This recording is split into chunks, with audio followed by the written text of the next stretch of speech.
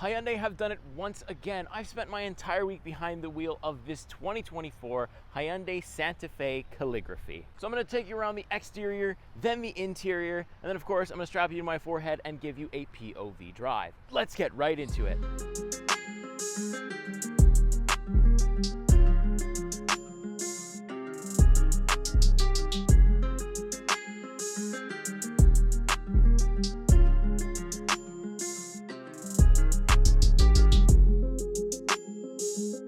So it is starting to rain here, but I'll show you quickly around the exterior. We have these really nice daytime running LEDs. Since I have the Calligraphy version, I have this nice front grille here, as well as this light bar that goes all the way across the car. The way that you can tell the difference between a Calligraphy and say an XRT is that part of the bottom bumper right there will be actually silver. You can see mine's black. I've also got a front facing camera, as well as a bunch of parking sensors and active cooling. These vents right here can actually close. And you can see that there is H absolutely everywhere. We've got it in the headlights, and we've also got it right there along the bumper. You can see a very wide and big H. So let me talk to you about what is under the hood for this Santa Fe Calligraphy. I have a SmartStream 2.5 liter inline-4 turbocharged engine that's going to give us 277 horsepower, 311 pound-feet of torque.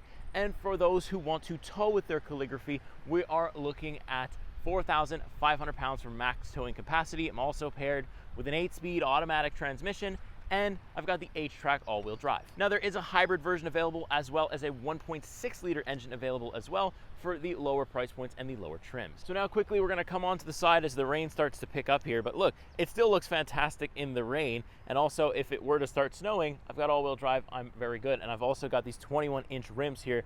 These are exclusive, I believe, to the Calligraphy, but look fantastic. And they're also the ones that I would go with. Now on the side here as well, I have this little guy right here that I could put my hand in, step on that wheel, and pull myself up. So that's really nice. I like how big the door is. You can see how big of an entryway that I have right here. It's fantastic.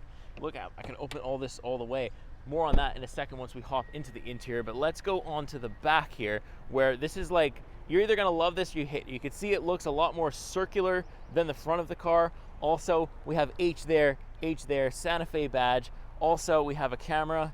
They're not afraid to show the exhaust either. Let me open the trunk and maybe get out of the rain just a little bit, because it is an automatic trunk. Whoops, I didn't press it right. There we go.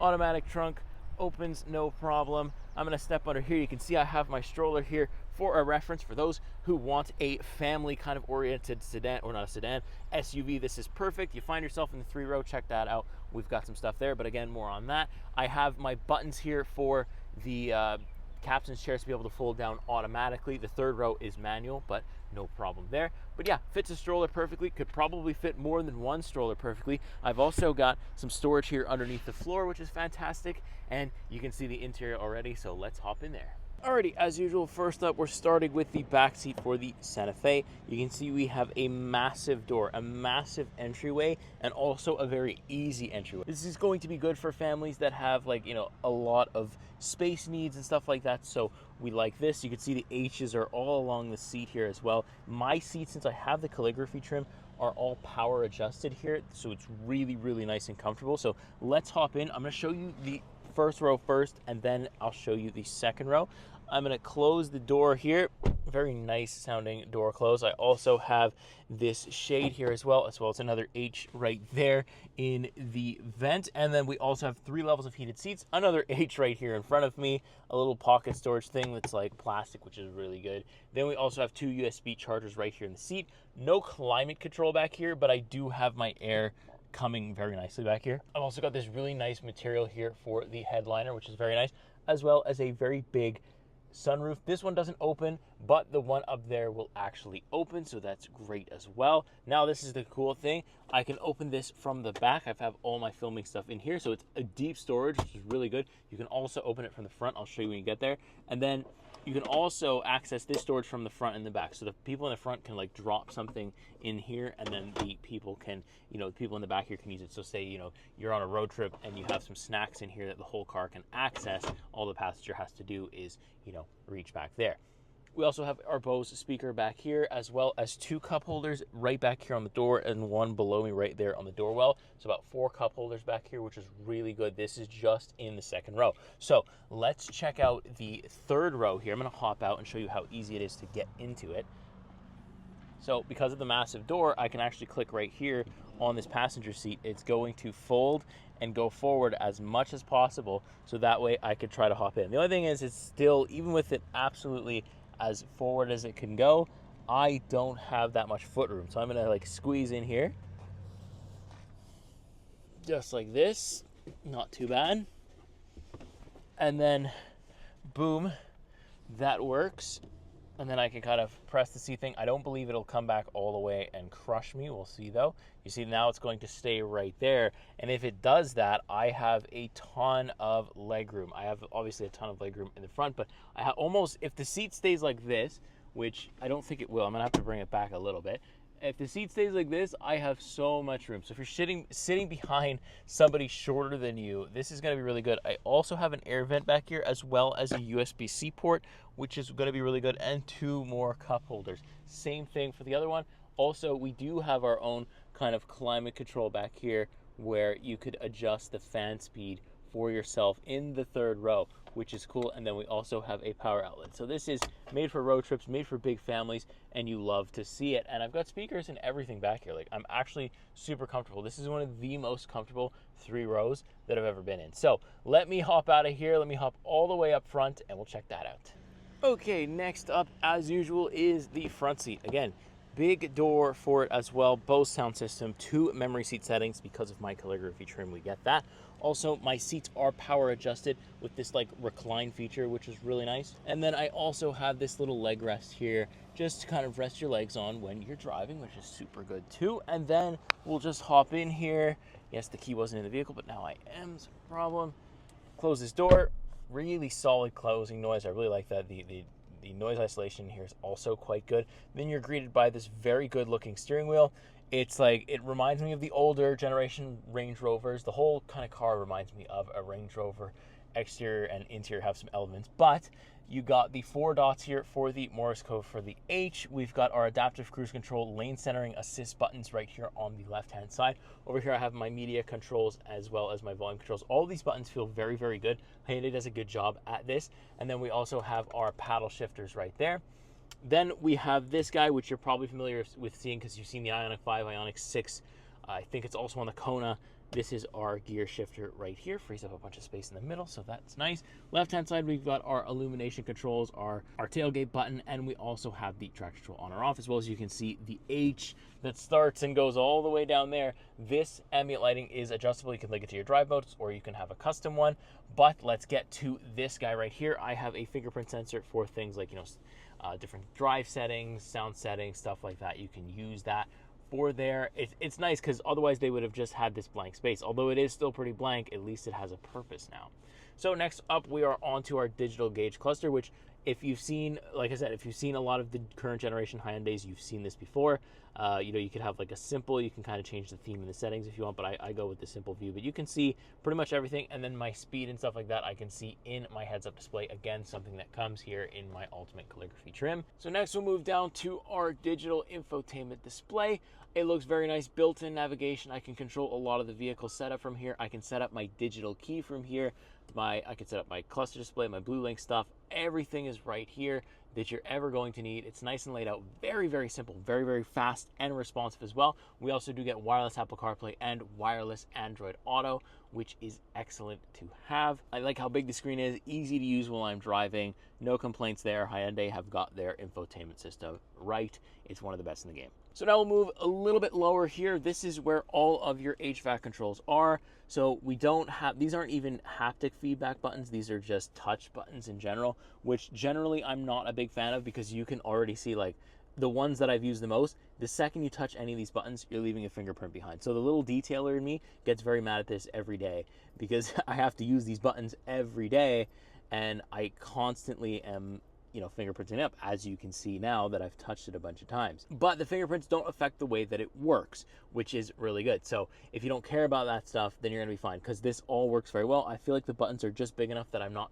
accidentally touching anything else. And we do have some physical buttons here, which I do like. I've got a button here for my 360-degree camera. You can see it's all high quality, exactly how you would expect from Hyundai, so very good there. But yeah, some people are gonna absolutely hate this. I don't like the fact that I leave fingerprints, but it works flawlessly, and that is really the most important thing for me. It's also, of course, dual zone automatic climate control. I've got my auto hold button right here, my different drive modes, which we have normal, sport, and my mode, and then we have terrain, so we have snow, mud, and sand.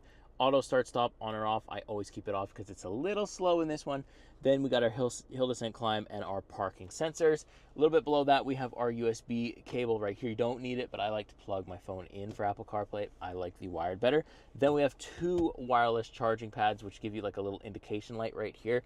Very good, works really nicely, and it's like a sticky kind of thing, so your phone really doesn't slide around on these, which is good. Then I've got my UVC button, so I'll show you that real quick. So this is the UVC compartment. I can put phones, I can put baby toys, you know, susses, whatever it is, I can put them in here. Close this, press the UVC button, and in about 10 minutes it will sterilize the whatever's in that compartment. So I really like this feature. Me as a new dad, this is very important. My baby drops stuff in the dirt all the time, so to be able to just throw it in here and know that it's sterilized is a huge plus for me. Now, I also have storage, a bunch of storage actually under here as well as this is the other side that this compartment is going to open. Seat comfort is pretty good. I'll talk about it more when we actually take it for a drive. It's, like I said, power adjusted for the passenger as well. Really nice. Got the H's there as well. It's really hard to complain. Last but not least, I do have that digital rear view mirror right there. You can see, turn this off, goes back to normal, turn it on, very nice touch. So that's gonna do it for my interior tour for the Hyundai Santa Fe. Let me strap that GoPro on my forehead. Let's do a POV drive. All right, so now we're out on the road, 2024 Hyundai Santa Fe Calligraphy trim. So needless to say, it has been a quite comfortable week. Really hard to find bad things to say about this 3-row SUV, other than, you know, things get fingerprinting and stuff like that. But in every other aspect of, you know, me driving this car, it's been so good. I can tell you right now, it's such high on my list of, like, you know, right now I don't need a family car, but if I really did need like kind of like a family car, I'm definitely not somebody who's going to drive around in a van. I would probably get something like this. The ride quality has been really good. I've got automatic wipers here that I could turn on because it's kind of raining on and off for me here. But yeah, I just love this, the way the thing handles, and just the comfort of it as well. Like, I could do a very long road trip in this, no problem, because I have like lane centering assist, adaptive cruise control, like anything that you could ever want out of, like, a top-end Hyundai 3-row SUV. You are absolutely getting it. And for around like the $53,000 mark, it's like really solid, the platform. Like, it makes it really competitive. So I do have some performance. I do have a sport mode here, so, you know, we could use it a little bit. So if you need to get on the highway, give it some beams. Shifts pretty aggressively. It's not a loud car by any means, but it can go. I mean, you know, if you need to pass somebody quickly or need to do something quickly, you know, when you're on the highway or just generally on the road, you're definitely not going to have to like plan your moves. You're definitely going to be completely fine. Sport mode handling is really good too. Obviously, you're not taking this thing on the track. Maybe you're going to take it to the track, but definitely not on it. So you're not really looking for performance here. That's definitely not something that I was looking at.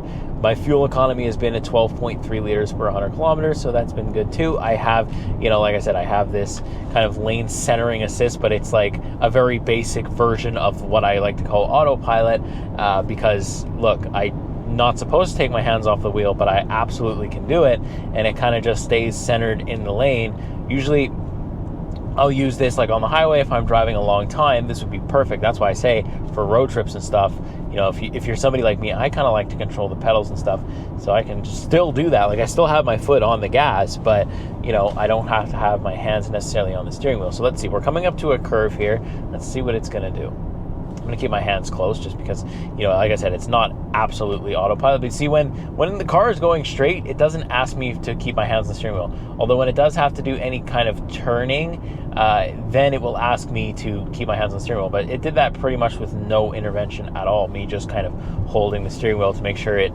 continued to turn and not go straight. So yeah, I like that feature. I think it's fantastic. A lot of Hyundai and Kias have that, so that's good as well. Got paddle shifters here in case you really want to be crazy with your SUV, but I doubt a lot of people are going to do that. I got the digital rear view mirror right there, which is really good, really nice in the rain, doesn't get gunked up, so that's really cool too.